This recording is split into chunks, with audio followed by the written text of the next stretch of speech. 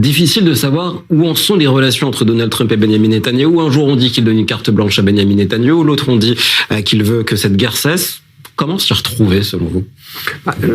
Trump, jusqu'à présent, n'a jamais dit il faut que la guerre s'arrête à tout prix. Je crois qu'il faut bien comprendre l'énorme différence entre Trump et ses homologues européens. En particulier Emmanuel Macron, qui depuis près de 2 ans maintenant, depuis presque le début de la guerre, il faut tout arrêter, cesser le feu, comme si on gagnait une guerre avec des cessez-le-feu. Trump ne dit pas cela, il ne dit pas cesser le feu, il dit victoire d'Israël. Victoire d'Israël. Mais effectivement, cette stratégie de la victoire a un prix, comme il le dit, le prix de l'image internationale.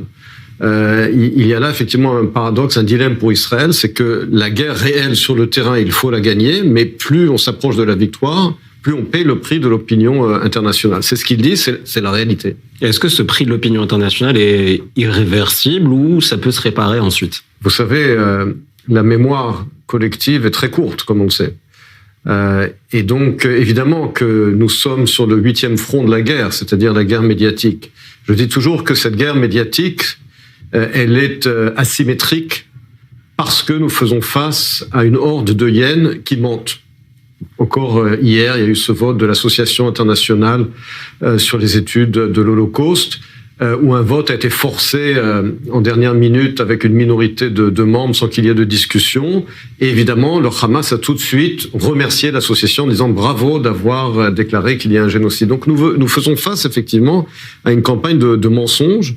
Ce qui ne veut pas dire, évidemment, qu'il ne faut pas se battre sur le plan diplomatique et sur le plan de l'opinion publique. Mais effectivement, avec de telles manipulations, avec de tels mensonges, il est évident que l'opinion publique internationale se retourne contre Israël. Mais je pense que quand la victoire arrivera, et elle arrivera, il faudra évidemment reprendre le combat de l'opinion publique, bien que, en dernière analyse, la guerre elle-même est plus importante que la guerre médiatique. Est-ce que cette guerre diplomatique que perd Israël, la diplomatie israélienne a sa part de responsabilité, n'en a pas fait assez sur cette question-là ? Je pense que, de manière générale, nous avons des diplomates très capables et très professionnels. Il y a également beaucoup d'influenceurs et de volontaires sur les réseaux sociaux. Mais le problème est que, je parlais tout à l'heure d'asymétrie, c'est que, d'une manière générale, nous réagissons. Et c'est pas seulement le problème d'Israël, by the way, c'est également le problème des démocraties en général. Parce que le mensonge est le modus operandi des dictatures. On voit avec la Russie, on le voit avec la Chine, avec la Corée du Nord, mais également des mouvements fondamentalistes islamistes. C'est-à-dire que leur modus operandi est de mentir. Et les démocraties ne font pas cela. Donc nous avons un problème a priori où des mensonges sont distribués sur les réseaux sociaux, TikTok qui est contrôlé par la Chine, et donc lorsqu'on réagit avec des faits, c'est déjà trop tard. Lorsqu'on réagit avec des arguments rationnels, c'est déjà trop tard. Donc il faut passer à une stratégie préemptive et agressive. En exposant les crimes et les mensonges de nos ennemis. Et je pense qu'il y a là un switch mental à faire, à cesser sans arrêt de réagir avec des faits et des arguments rationnels et aller à l'attaque en exposant les mensonges systématiques de nos ennemis. Dernière question peut-être sur les relations entre Israël et les autres pays. On sait que Donald Trump, les États-Unis sont un partenaire évidemment très important. Est-ce qu'il y en a d'autres encore aujourd'hui ? Est-ce qu'Israël a encore des amis dans le monde ?